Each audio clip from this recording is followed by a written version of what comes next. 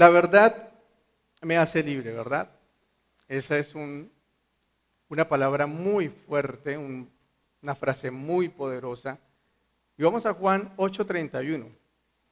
Dice así: dijo entonces Jesús a los judíos que habían creído en él: si vosotros permaneciereis en mí, en mi palabra, seréis verdaderamente mis discípulos y conoceréis la verdad, y la verdad os hará libres. Esa es una frase que hasta los incrédulos la usan, hasta los que no son creyentes. Es tan fuerte, tan poderosa, que hasta un incrédulo la utiliza, solo para hablar del conocimiento. Y dice que le respondieron aquellos: linaje de Abraham somos, y jamás hemos sido esclavos de nadie. ¿Cómo dices tú, seréis libres? Bueno, la verdad es que ahí yo no entiendo estos judíos de qué estaban hablando, porque ellos sí habían sido esclavos. Nada más para hablar de Egipto, ellos estuvieron esclavos en Egipto. Y de ahí en adelante, cada vez que rompían el pacto con Dios, entraban en esclavitud. Entonces, ellos querían era como saltar a Abraham y quedarse en la bendición de Abraham y hacerse los locos en relación a lo que Jesús estaba planteando. Pero obviamente Jesús les responde en el verso 34. De cierto os digo, que todo aquel que hace pecado, esclavo es del pecado. Y ahí yo creo que la cosa cambió, ¿cierto? Creo que ahí ya ellos no podían decir: ¿de qué hablas? Pecado no tenemos. Creo que ahí ya a ellos les tocó enfrentar lo que realmente Jesús quería plantear. Y es algo con lo que, cuando vamos a este texto, la Escritura nos confronta en relación a qué estoy siendo esclavo.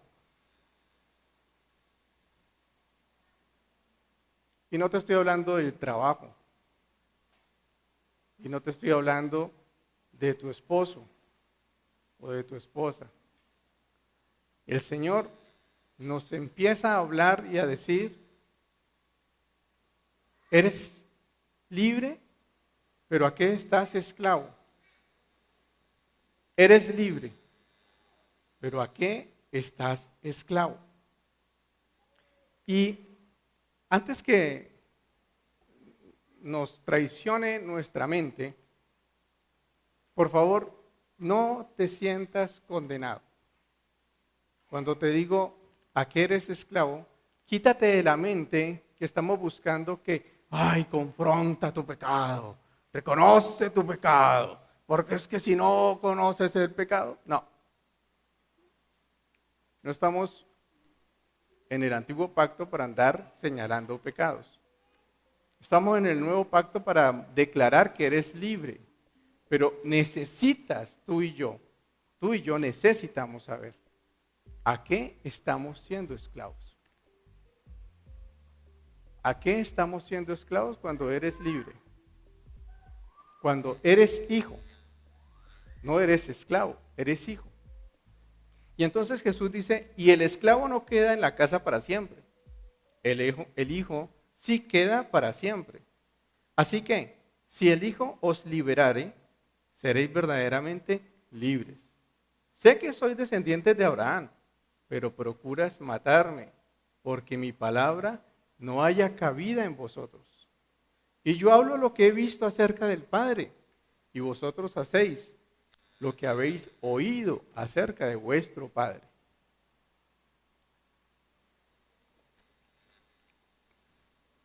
Demasiada profundidad en estos versículos.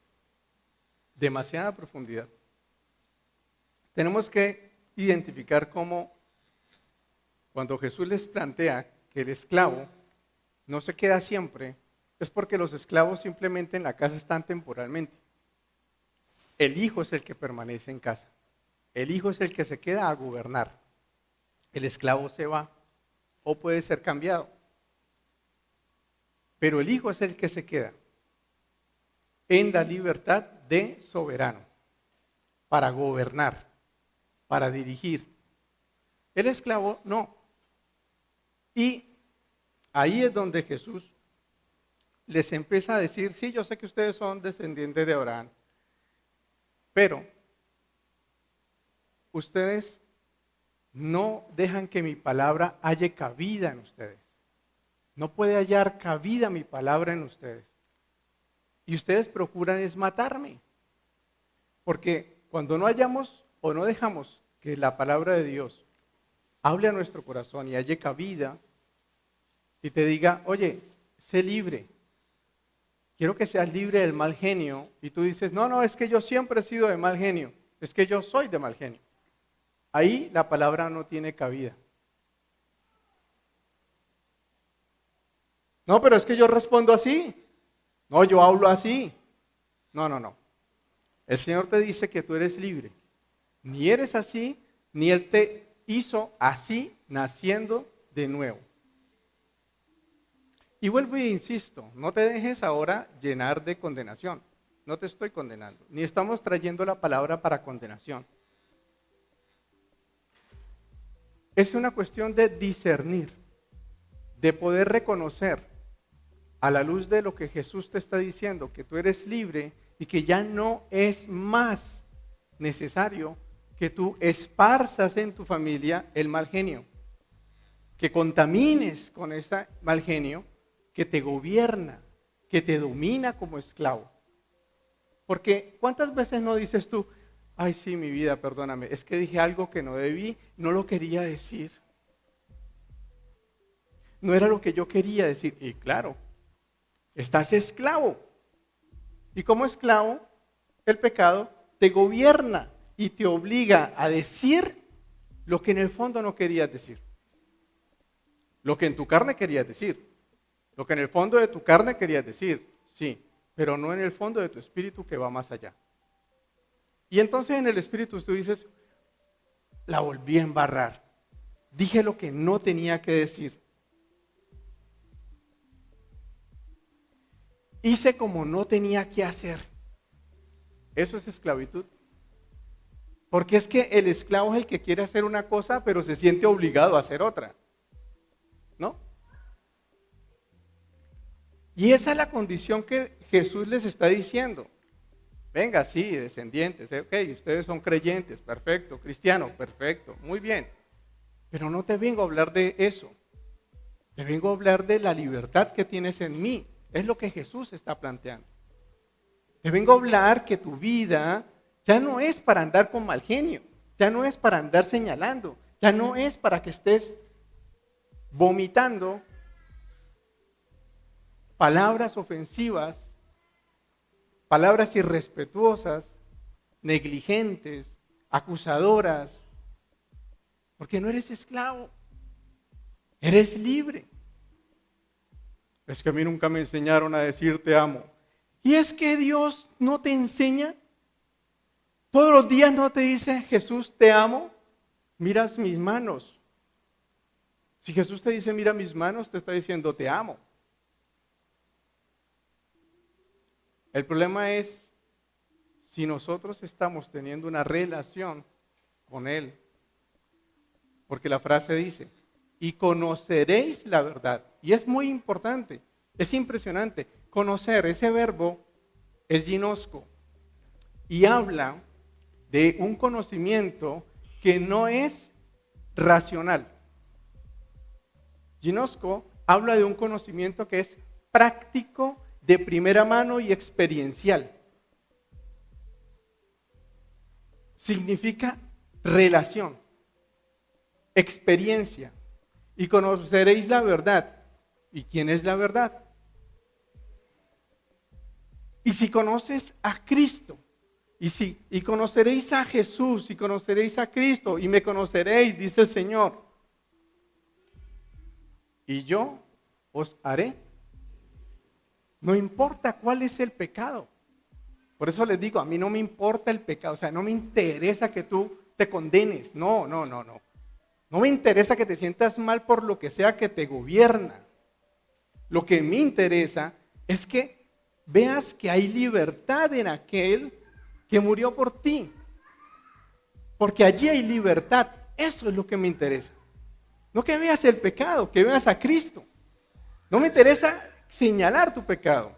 No me interesa que reconozcas tu pecado y te envuelvas en él y te enrosques. No, eso no trae libertad. Lo que me interesa es que veas a Jesús. Ver a Jesús. Pero verlo para conocerlo. Para poder sentarte con él y decirle, bueno, Jesús, la verdad, sí, necesito tu compañía. Tú ya me has visto, estoy llevado, no sé qué hacer. ¿Qué me dices? Y que puedas experimentar que Jesús te dice, pues hijo, te sigo amando, eres especial para mí, quiero decirte que no te condeno, quiero decirte que no eres eso que tú crees que eres y que tú puedas tener una relación y entonces tú puedas decir, claro, su palabra me dice que yo no soy eso, yo soy una nueva creación. Los que siempre me han dicho que soy de mal genio, ¿quiénes son? Mis padres, mi familia de origen, mis familiares cercanos, mis amigos cercanos. Pero ellos hablan del viejo hombre. Jesús me habla de lo que Él ya hizo y me renació en Él. ¿A quién le voy a creer? Entonces, si me alimento de mi relación con Él, ahí hayas libertad. Porque si el cristianismo no trae libertad, entonces no estás practicando cristianismo. Y a eso era lo que venía Jesús, a plantearles relación. No conocimiento de la ley. Y conoceréis la ley y la ley os hará libres. Y tendréis conocimiento de la ley y la ley te hará libre. Y conoceréis la verdad y me conoceréis y yo te haré libre. Es una persona. Con Moisés vino, ¿qué vino? La ley. Pero con Jesús vino y la verdad. La gracia y la verdad son una persona. La gracia es una persona, Jesucristo. La verdad es una persona, Jesucristo. Son características de Él mismo. Y conoceréis la gracia y la verdad de Dios. Y entonces eso sí te hace libre. No, es que me entran unas depresiones. Ay, me entra un mal genio. Ay, me entra una desidia. Ay, me entra una pereza. Ok. Ponle nombre a la esclavitud. Pero no eres tú. No eres tú esclavo. Eres hijo. Cuando vamos a...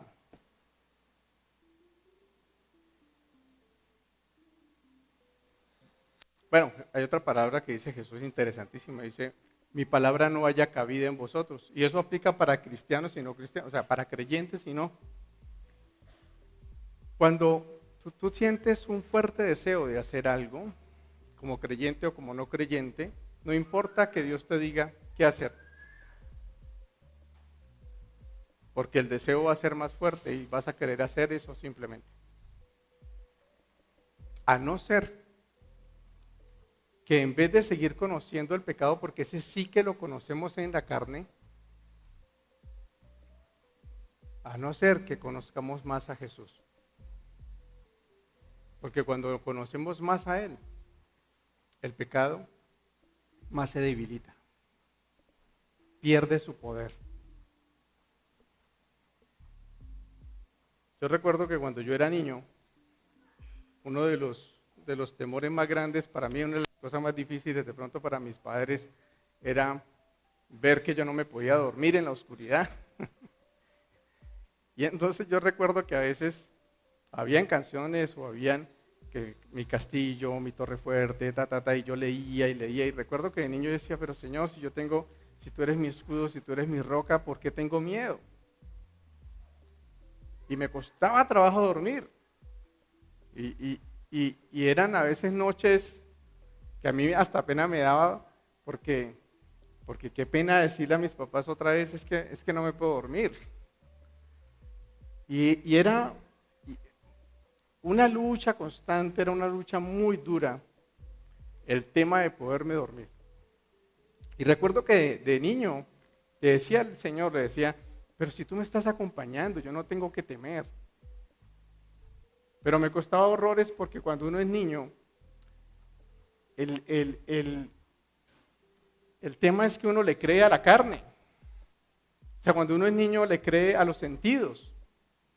Entonces uno está tratando de ver a Jesús y no lo ve. Bueno, de niño yo trataba de ver a Jesús y no lo veía. Entonces, por más de que yo me decía en mi mente, Señor, yo sé que tú estás conmigo, yo sé que tú estás conmigo, yo no lo veía. Y lo que sí veía era una oscuridad horrorosa. Y por eso es interesante ver que el pecado, cuando hablo de el pecado me refiero a la naturaleza que se clavó en nosotros cuando caímos, cuando cayó Adán. Recordemos que ya cuando somos nuevas creaciones, eso queda en la cruz y se nos da una nueva naturaleza. Pero estudiemos un poco cómo fue que caímos, cómo fue que cayó Adán, cómo fue que se programó el pecado. El pecado trae unos programas que programan el alma. Cuando Jesús viene a nuestra vida, libera nuestro espíritu, trae una nueva naturaleza, nuestro cuerpo sigue caído hasta que sea renovado, restaurado, pero en nuestra mente, en el alma, queda el programa del pecado. Y entonces miremos, ¿cómo saber si estamos bajo la influencia entonces del programa del pecado? Del programa del pecado, porque tú eres libre del pecado, pero ahora necesitamos liberar el programa del pecado.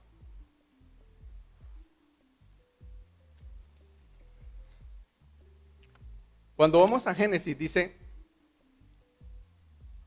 que Eva cayó, ¿cierto?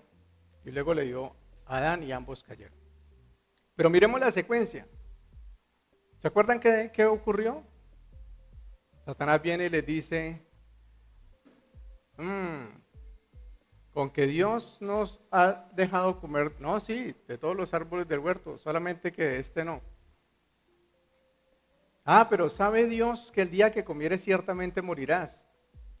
Eso es lo que, perdón, la mujer le dice que es que ciertamente iban a morir si comían del árbol. No, no van a morir. Lo que pasa es que sabe Dios que si comieres de ese árbol, seréis como él. Entonces viene algo que se llama el conocimiento. Y ese conocer es la misma de conocer de intimidad. Ese conocer es el deseo de querer ser como Dios. Pero ¿saben cuál es la raíz de querer ser como Dios?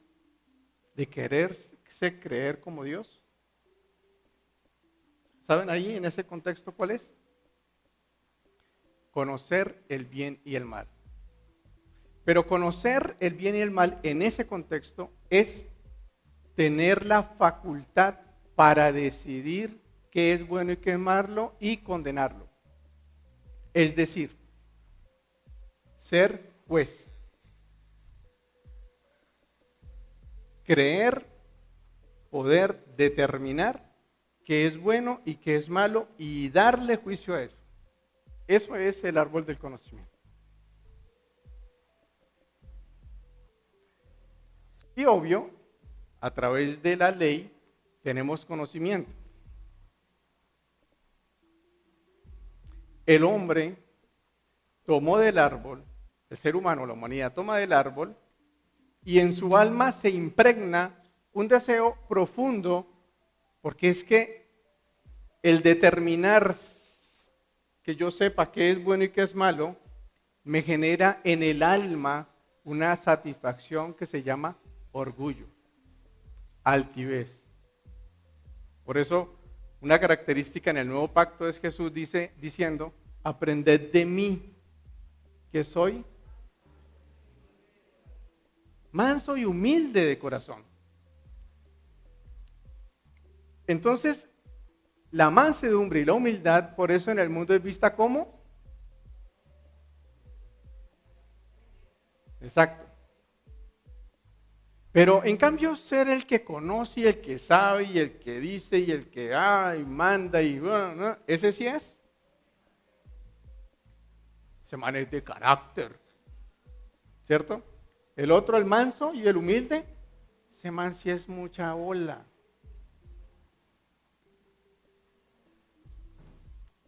Porque es que donde a mí me hagan la que le hicieron a Pati y Enrique, ¡ay! Mejor dicho, me hubiera tocado a mí. Esos son los primeros que salen, ¿cierto? Es lo primero que sale de nuestra alma.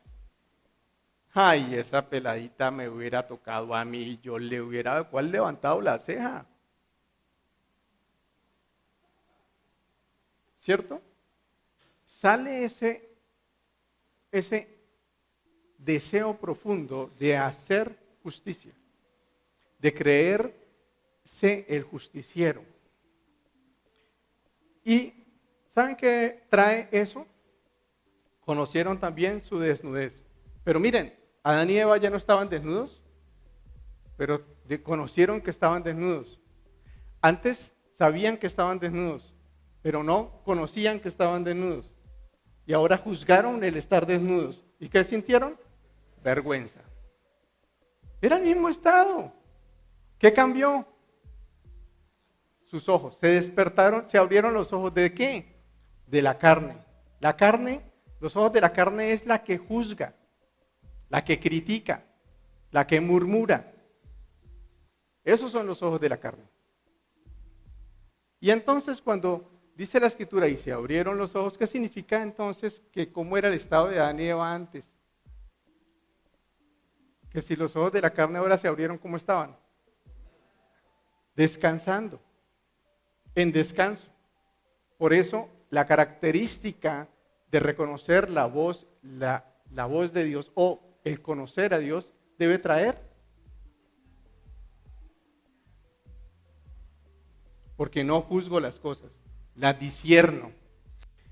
Son dos verbos que desafortunadamente Valera, el de las traducciones, utiliza indistintamente. Juicio, discernir, juicio. No, no es lo mismo. Juicio es cuando yo determino qué es bueno, qué es malo y juicio. Condeno o premio. Juicio. Y a veces se utiliza la misma palabra juicio para hablar de discernir. El discernir no trae juicio. Te dice eso es blanco, eso es negro. Esto está bien, esto está mal, pero no hay juicio. Tú dirás, pero ¿cómo así? Sí, es que yo puedo decir, el muchacho está enfermo. O puedo decir, el muchacho es un enfermo. Porque tiene una intencionalidad de condenación interna, el juzgar. Porque entonces me preguntarás, entonces uno cómo corrige al esposo o a los hijos, o cómo nos corregimos entre nosotros. Pues sin juicio, con discernimiento, sin juicio. Eso es ser libre del pecado. Cuanto más discierno, por eso dice en Hebreos, vosotros, para aquellos que ya están ejercitados en el discernimiento del bien y del mal, no en el conocimiento del bien y del mal, en el discernimiento. Porque cuando empiezo a discernir, soy maduro. Cuando soy maduro me quedo juzgando, juicio, critico, condeno. Soy un inmaduro. Y aquí vuelve y juega, no es en juicio, disciérnelo, inmaduro. Cuando tú dices, ay, el huevito está inmaduro, no hay juicio. A no ser que tú digas, este man es un inmaduro. Y es el mismo inmaduro, la misma palabra, pero la intención de tu corazón es distinta. ¿Estás en juicio o estás en discernimiento? Eso es clave en las relaciones de amor, porque el amor no puede florecer si está en el juicio. Porque lo que trae el juicio es temor. Y entonces las parejas dicen, no, es que a mí ya me da miedo hablarte. ¿Por qué? Porque lo contrario al amor no es el odio, es el miedo. Por eso lo primero que experimentan estos, o bueno, lo primero no, de las primeras cosas que experimenta el alma caída es, y tuve miedo porque estaba desnudo. Una vida que vive bajo miedo es una vida que está bajo condenación, no bajo el amor. Y por eso en la iglesia es donde más debiéramos estar abiertos a establecer relaciones tan amorosas que ninguno tuviera miedo de poder decir me equivoqué. O de poder exponer, mira, estoy en esta necesidad, estoy bajo esta esclavitud. Y solo cuando hay miradas de amor, tú sientes la tranquilidad de abrir el corazón. Si no, no. Y como iglesia, para poder crecer, no solo en números, sino en madurez, necesitamos vernos con amor. Una relación de pareja, si quiere crecer, se tiene que ver desde el amor, desde el conocimiento de Jesús, gracia y verdad, no desde la ley. Conocer desde la ley es tan fácil que hasta los incrédulos lo hacen. Es tan fácil que hasta los incrédulos lo hacen. Es tan fácil que los fariseos eran expertos.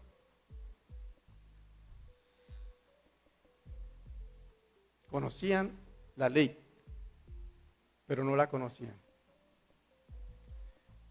No conocían la verdad de la ley.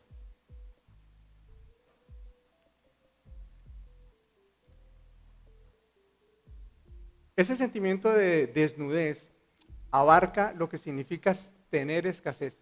¿Hay sentimientos de escasez en tu vida? Estás bajo la influencia del programa. ¿Hay miedo en tu vida? Estás bajo la influencia del programa. ¿Hay culpa? Estás bajo la influencia del programa. ¿Hay condenación? Estás bajo la influencia del programa. Victimización. La culpa es del otro.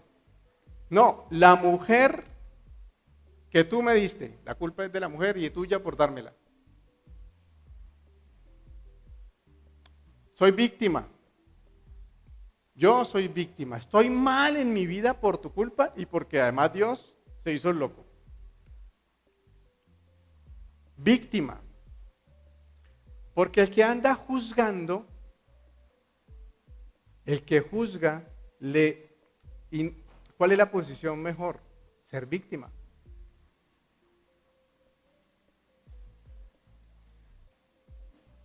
Dolor en el embarazo y el parto, ya vino el dolor a ser parte de la vida, de lo que era natural, ahora se multiplicó el dolor. El matrimonio cambió la dinámica de ser una pareja que trabaja en equipo, contraria, pero ayuda idónea, a volverse que el deseo será para tu marido, pero en el original es, tú desearás dominar a tu marido. Y el hombre se enseñoreará de ti. ¿Cambió la dinámica del matrimonio? Lo que vemos. El hombre quiere, ojo, no gobernar a la mujer, quiere enseñorearse de ella. Enseñorearse es lo que dan acostumbrada con los animales. Por eso, cuando Dios le dio la orden a Adán de que era para gobernar, era para sojuzgar, Estaban todos los animales. Eva todavía, ¿cómo es? No Eva. Varona. Varona todavía no estaba. Varona viene luego, porque varona no era para ser gobernada, no era para ser sojuzgada, no era para ser enseñoreada, ¿cierto? Sino que era una par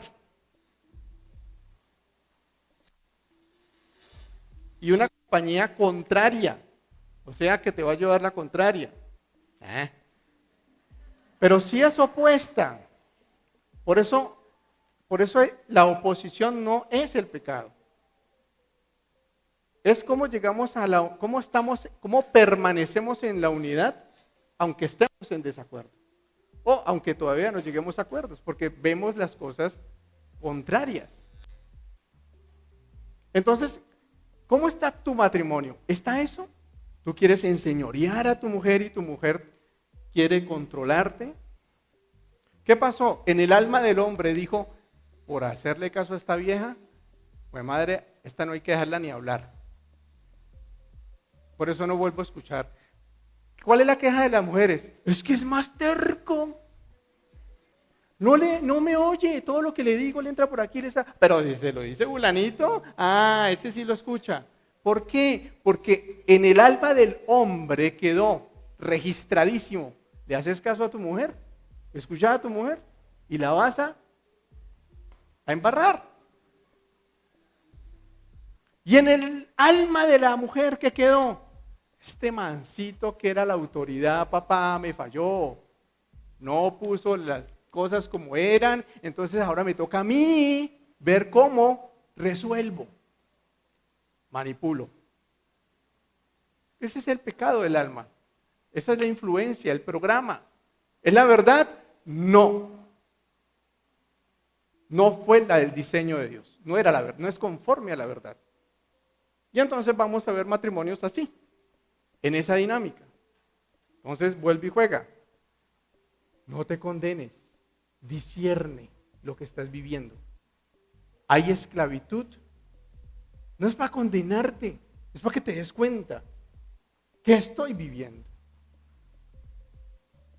¿Es el pecado? No, el pecado ya quedó clavado. Pero es el programa que sigue rodando que no hemos renovado.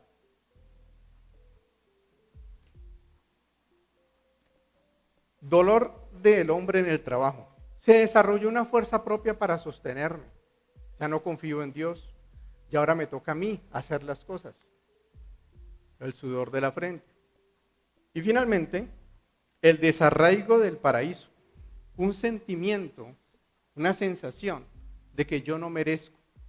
¿Vives tú en el no merecimiento? No merezco una esposa, no merezco un esposo, no merezco provisión, no merezco, porque ese fue el programa que quedó implantado en el alma del ser humano, porque Dios dijo, afuera, fuera al huerto. Ahí les he explicado un poquito un panorama general de la influencia del pecado en el alma del hombre. Ahora sí entremos en el tema.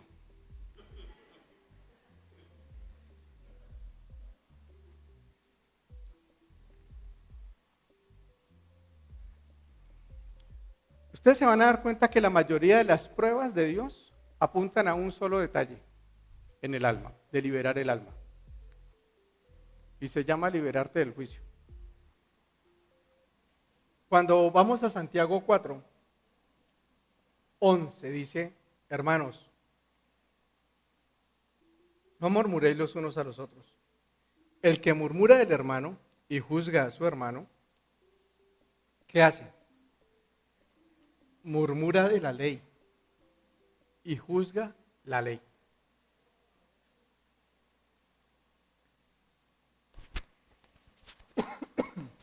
Pero si tú juzgas a la ley, mira cuál es tu condición.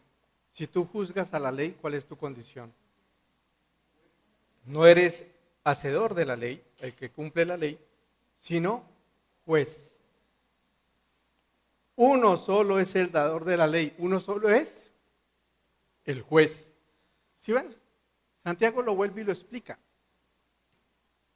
toda vez que tú juzgas, criticas, murmuras, hablas mal del hermano, el deseo de tu alma es, soy como Dios, soy mejor que Él. Mira, tú puedes quedarte analizando y justificando lo que quieras. Yo te diría, coge el camino corto del Señor. Créele a Él. Si tú juzgas, te estás creyendo Dios. Es tu alma. Es el programa. Y todos fuimos levantados en eso. Y esa programación es muy fuerte, casi que automática. ¿Qué pasaría con nuestras conversaciones si quitamos el juicio, el criticar? ¿Qué pasaría con esas conversaciones? ¿En qué queda?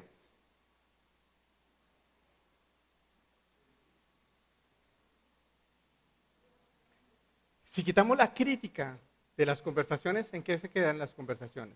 Muchas en un 10%, incluyendo el saludo.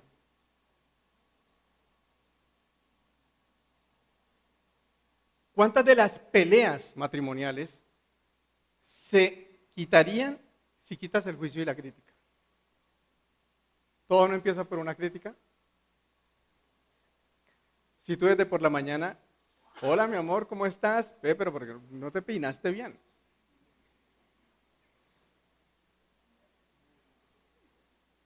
Lo digo por Enrique. Y yo no quiero ver a Álvaro. Ya lo vi. ¿Sí? Si te das cuenta, coge un conflicto de la semana y te darás cuenta que hay una crítica, un juzgamiento, porque la crítica y el juicio traen contienda. ¿Cuántas veces has estado tú en tu mente o estresado o angustiado o preocupado porque hay juicio? Porque estás juzgando situaciones, pero no a los ojos de Dios, no desde los ojos del Altísimo, sino desde tus ojos, y estás criticando y juzgando todas las circunstancias de tu vida.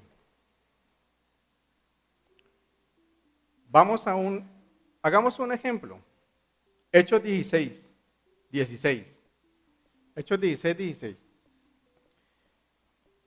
Oh, perdón, 16:1. Una vez, o no, sí, 16, perdón. Una vez, cuando íbamos al lugar de oración, nos salió al encuentro una joven esclava, uy, tan chévere, que tenía un espíritu de adivinación. Con sus poderes ganaba mucho dinero para sus amos. Nos seguía a Pablo y a nosotros gritando: estos son hombres siervos del Altísimo y les anuncian el camino de la salvación. Así continuó durante muchos días. Por fin Pablo se molestó tanto que se volvió y reprendió al espíritu. En el nombre de Jesucristo te ordeno que salgas de ella.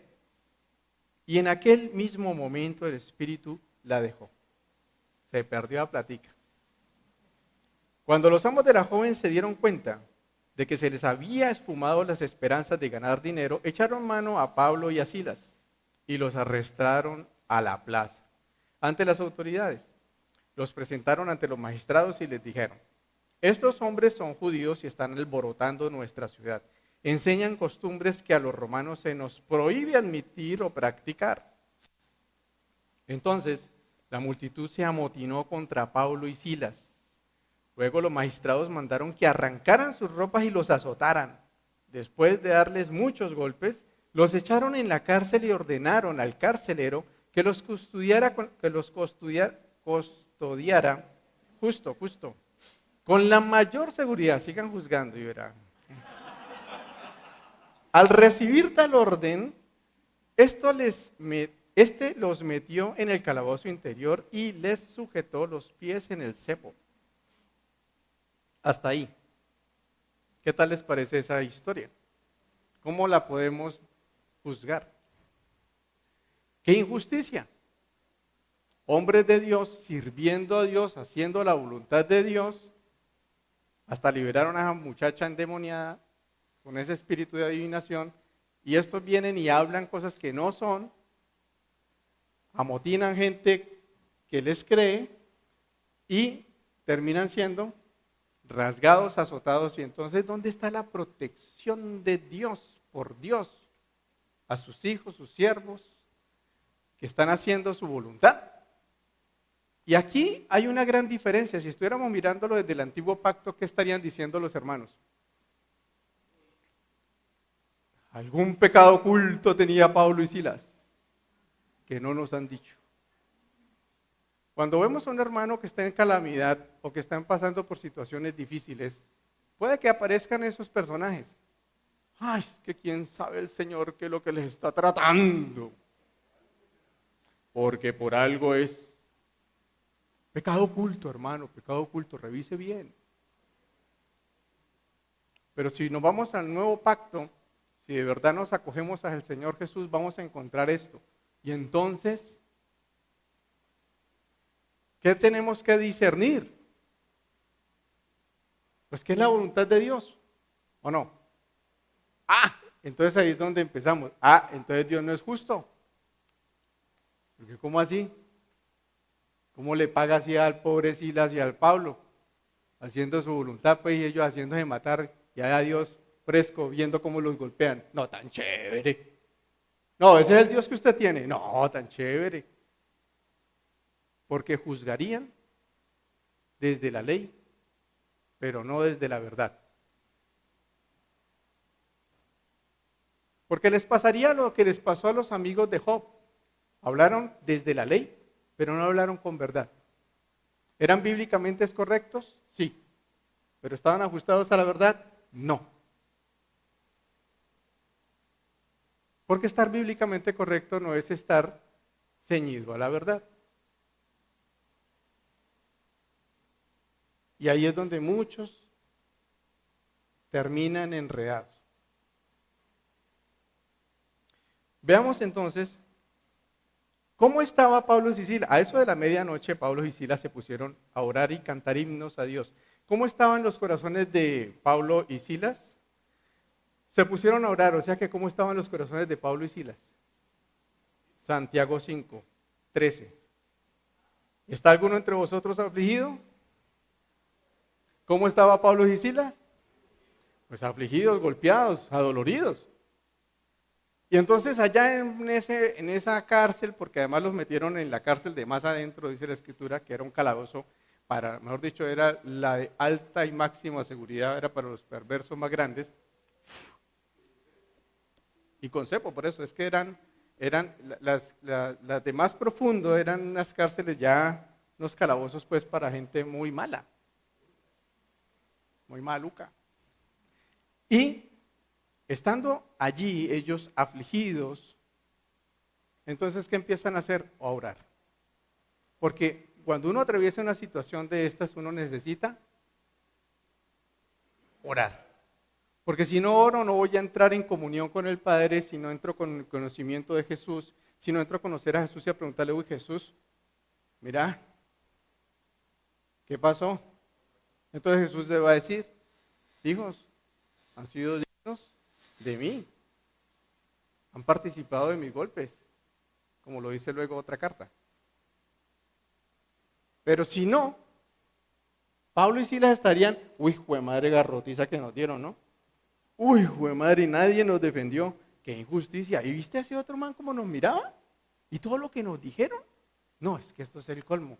Ole, y Dios, entre otras, ¿en dónde estaba? Y usted se puede quedar ahí hablando desde el conocimiento, pero no de Dios, sino de su carne.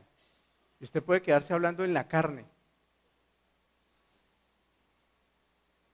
Estamos en una situación difícil, económica, de enfermedad, de lo que sea. ¿Con quién hablas? Porque ¿con quién te quieres conocer? ¿A quién quieres conocer en ese momento? A tu sanador, tu salvador, tu liberador. Y si es con tu esposa, vamos al maestro. No, pero es que vamos al maestro, que nos hable él. No, pero no hay nada que hablar, es muy claro, tú te equivocaste, tú la embarraste, tú no lo hiciste, tú debiste haber hecho. pero no me escuchaste, ta. ¿Y entonces qué vas a lograr?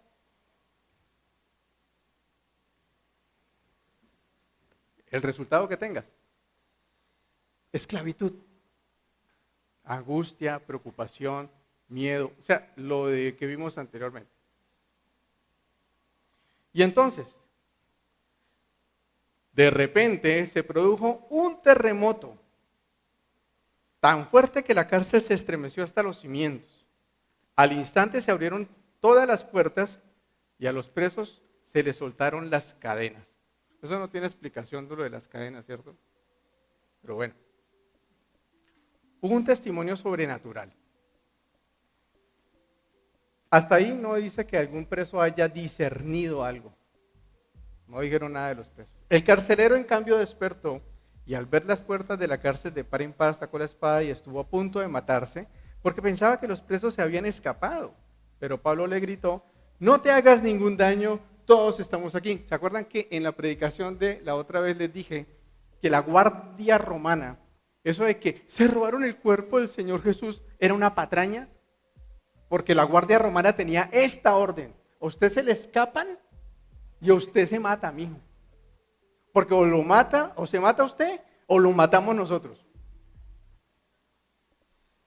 Claro, pero como era un asunto de judíos, pero estos estaban en Roma. Y aquí no podían decir: ¡ah, pajarito en el aire! No. Y entonces, por eso, Pablo, sabiéndolo: ¡hey! No me van a matar, hermano, tranquilo, aquí estamos, nadie se ha escapado. Luego los sacó y les preguntó: señores, ¿qué tengo que hacer para ser salvo? Miren, el carcelero que estaba durmiendo sí identificó, sí discernió que algo sobrenatural había pasado y que era en relación a Dios, porque la pregunta es: ¿qué tengo que hacer para ser salvo? Y entonces, cree en el Señor Jesús, así tú y tu familia serán salvos, le contestaron. Luego expusieron la palabra del Señor a él y a todos los demás que estaban en su casa. O sea que se los llevó a la casa. A esas horas de la noche el carcelero se los llevó y lavó las heridas. Enseguida fueron bautizados él y toda su familia. El carcelero los llevó a su casa, les sirvió comida, se alegró mucho junto con toda su familia por haber creído en Dios. Entonces, ahora sí, discernamos a la luz de la Escritura qué pasó. Discernamos qué pasó en ese evento. Ese evento no solamente estaba para hacer dignos a Pablo y a Silas de los sufrimientos del Señor. El Señor tenía un propósito con esa familia que necesitaba ser salva. Y ese carcelero no iba a conocer a Pablo en las calles, ni a Silas. Así que Dios se inventa una injusticia para generar una mayor justicia. ¿Porque Pablo y Silas iban a ser recompensados por eso? Sí. Acá, no. Pero en el reino, sí. Así que no era injusto. Dios iba a permitir que pasaran ese vituperio porque el Señor les tendría su galardón para ello, pero además les iba a permitir tener la excusa perfecta para alcanzar una familia que estaba en la mira de Dios. Y si las cosas son así, entonces Pablo y Silas, ¿qué dirán? Pues la siguiente. Y por eso Pablo y Silas pueden entonces entrar en oración, renovar el entendimiento en esa situación, porque no habían sido liberados. En esa situación pasan de la oración al canto de alabanza. ¿Y quién es el que canta las alabanzas? El corazón que ya está agradecido. Entonces pasar de la oración a la alabanza es un elemento fundamental para renovar la mente en tiempos de necesidad, que te hace libre. Y entonces el Señor muestra cómo momentos de esclavitud se terminan volviendo de libertad. ¿Y qué pasó? Los cepos se cayeron, Las puertas se abrieron como diciendo, ustedes en realidad delante de mis ojos son libres. Y eso luego se revelaría porque posteriormente los mandan a sacar. Es decir, al siguiente día. El problema es que tú y yo, en vez de como Pablo y Silas, entrar en oración y terminar en alabanza, nos quedamos en el cepo, lamiendo las heridas el uno al otro y echándonos hasta de pronto la culpa el uno al otro, mientras quedamos encarcelados, porque mientras eso pasa no pasa nada. Porque si no estamos con el Redentor, si no acudimos, si no estamos en el conocimiento de Él en esa situación, pues ¿qué va a hacer Jesús? Quieto. Y el Espíritu de Dios se movía sobre las aguas. Y el Espíritu de Dios está con nosotros y sobre nosotros, pero no va a pasar nada. Porque si no se escucha la voz de Dios, no se mueve. No se mueve. Ahí. Por eso tu matrimonio, que puede parecer una cárcel, es la oportunidad de Dios para liberar vuestras almas. Porque ya estáis libres, pero te tienes que dar cuenta tú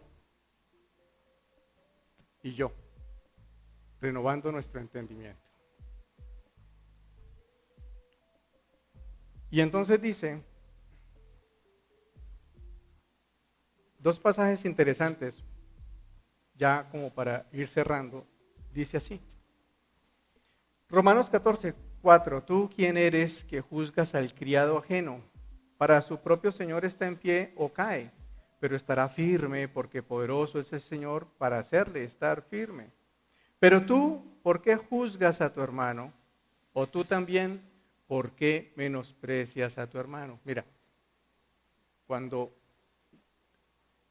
no le haga caso a su mente no renovada. Cuando tú juzgas y criticas a tu esposa, la estás menospreciando, punto. No salga con justificación, sí, pero es que ella, sí. No. Estás delante de la palabra del Señor y el Señor te dice, si tú criticas a tu esposo, lo estás menospreciando, la estás menospreciando, tus hijos los estás menospreciando. El menosprecio es de las cosas que socava, hay varias, pero de las grandes que socava una relación, que la genera tóxica y dañina, es el menosprecio. Entra el menosprecio en un matrimonio y se acaba. Porque además ellos no vienen solos. Critica a tu esposa. Menosprecias y menosprecias y menosprecias y menosprecias. Te vuelves un esclavo que esclaviza. Y te crees además juez, puro y santo, porque tú no te equivocas. Porque como juzgas desde la ley, ¿te haces hacedor de la ley? No, te haces juez. Y entonces determinas que tú eres Dios de ese hombre o mujer a quien juzgas. Y le menosprecias. Un alimento especial para el alma o para la carne. Altivez.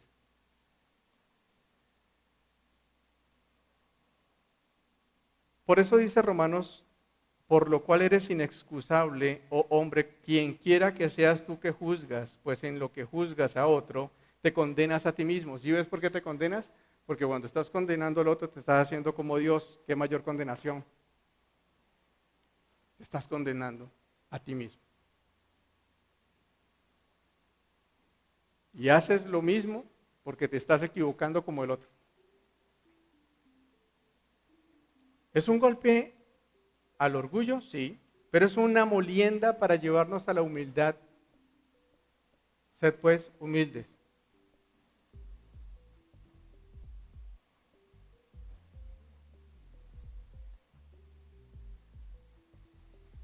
Pidámosle al Señor que tú y yo, no desde el juicio, sino desde el discernimiento, podamos conocerle y que conociéndole, Él nos enseñe a discernir lo que nos está pasando y lo que le está pasando a mi hermano. con amor. Me reconcilió.